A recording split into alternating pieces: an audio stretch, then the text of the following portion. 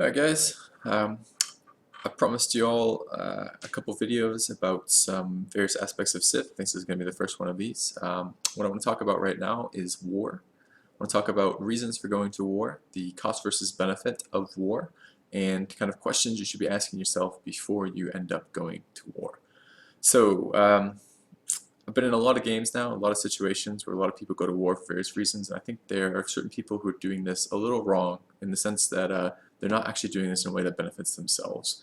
I'm going to be talking about this from the perspective of you're trying to win the free-for-all, right? So this is free-for-all games mostly. This doesn't apply to teamers, doesn't apply to 2v2, this type of stuff, right?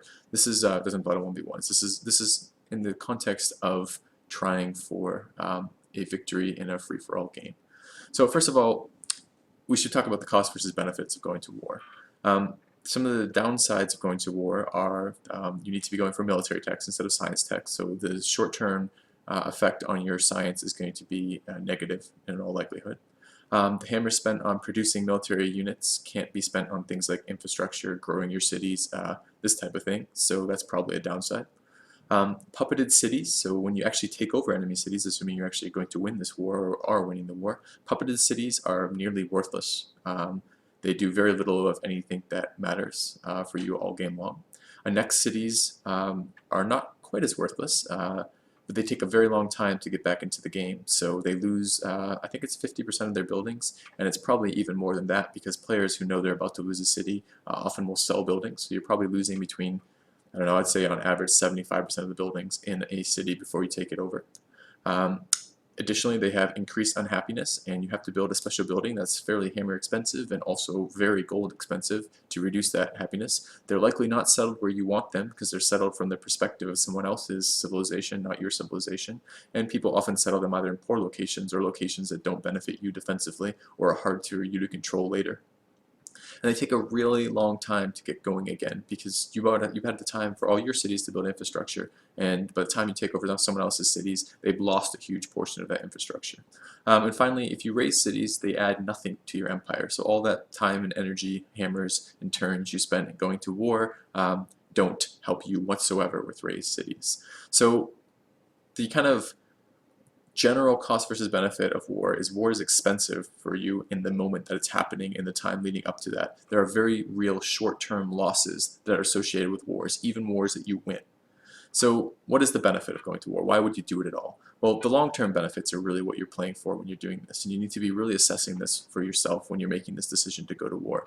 Is this going to help me in the long term? Is this going to help my game in the long term? And there are reasons that kind of necessitate that for you, right? So if your lands are too bad, if you can look at your lands, you go, I'm on desert without desert faith, and I'm on like flatland desert with no real resources there, or I'm on tundra or snow, or I am in this little tiny corner of the map that doesn't have that much in the way of production or food or growth, and I'm stuck there. This type of stuff. So basically, what you're saying then is that your late game chances are going to be really, really poor if you just sit on the land you have. That's a decent reason to go to war. You're going to basically bite the bullet. You're going to understand that the short term, in the short term, it's actually going to set you even further back. But in the long term, you may be able to make something of it if the game goes on long enough. Importantly, if you think about it that way, there's really a time and a place to go to war. If you go to war too late, you never have any real chance of making the cities that you've taken over into useful cities for your empire. So probably the first reason to go to war are your lands are too bad. Second reason to go to war, you don't have the space to grow. This is very, very similar to your lands are too bad, but it's a little bit different. So maybe you have a really sweet capital, it's really nice, and you maybe spent a little too much time building wonders early, you didn't get enough expands off, and people have put borders kind of close to your city. They've kind of walled you in a little bit, maybe not directly on top of you, but you lost some of those expansion spots because you waited a little too long to expand. That may be a reason to go to war. You need space to grow, and this may be space for cities. You may have enough cities, you don't need this, but so that may not be an issue. But if you don't have enough cities, don't have enough space, you're not going to be competitive late game. You need to be able to keep producing the science, keeping up with other players in science and hammers, and this often requires 6, 7 cities to do that. Not always, but often. So that's another reason to go to war. You don't have the space to grow. Third reason to go to war. Your borders are really weak, and late game you won't be able to defend yourself. So this might be, you settled a kind of sweet city initially, like had a lot of growth, a lot of luxuries around it, but in retrospect it's on the wrong side of the river, it's on flat land, everything's open space around it.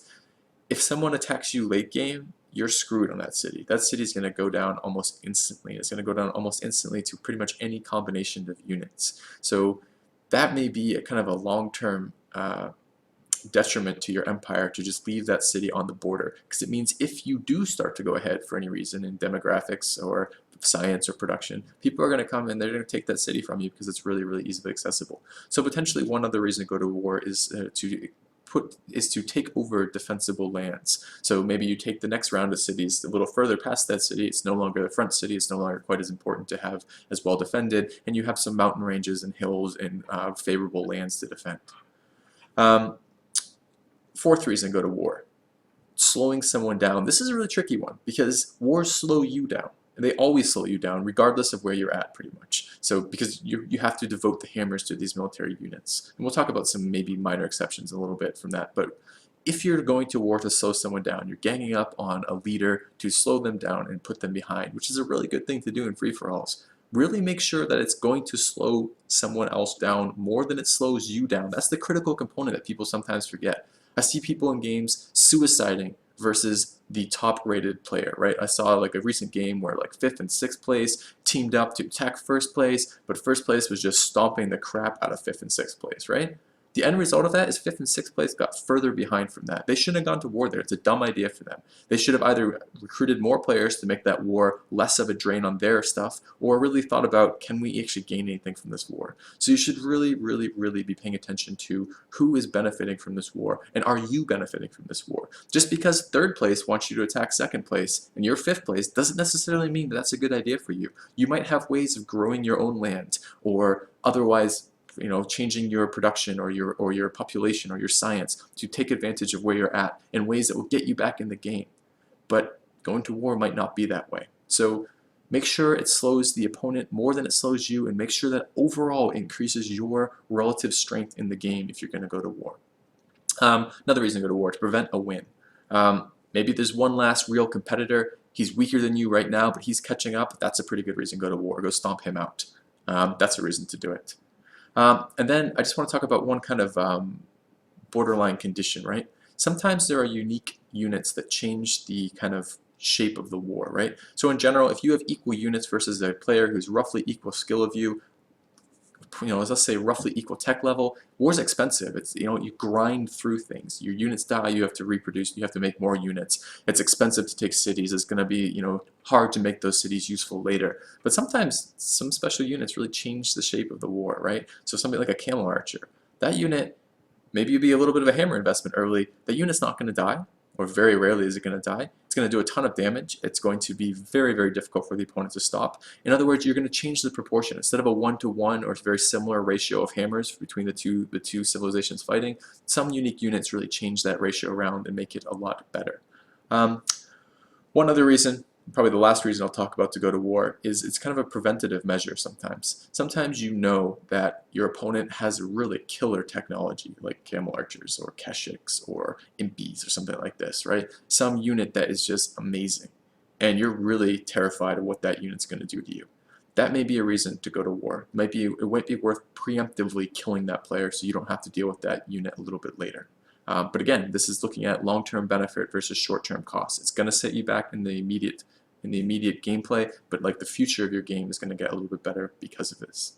All right, so how do you know if you're going to war with the right reasons or not? There's no real one way, of course, you can answer that question. You really need to think through this. But probably some good things to ask yourself is, who benefits from this war? So let's say you're 5th place and you're going to war on 3rd place. Who really benefits from this? Probably 2nd place, probably 1st place. So you should be a little dubious about something like that. If you're not benefiting the most from this war, it may not be the right war to go into. You should be asking yourself, what do I potentially set myself up to gain, and will that offset the cost of this war? Think about that as a kind of cost versus benefit analysis there, really thinking through, is this going to help me? Some really bad reasons to go to war, really bad to go to war just because you're bored. That probably means you're not playing to win anymore. You're just trying to, throw some units away or something like that. It's probably not a good time to do that.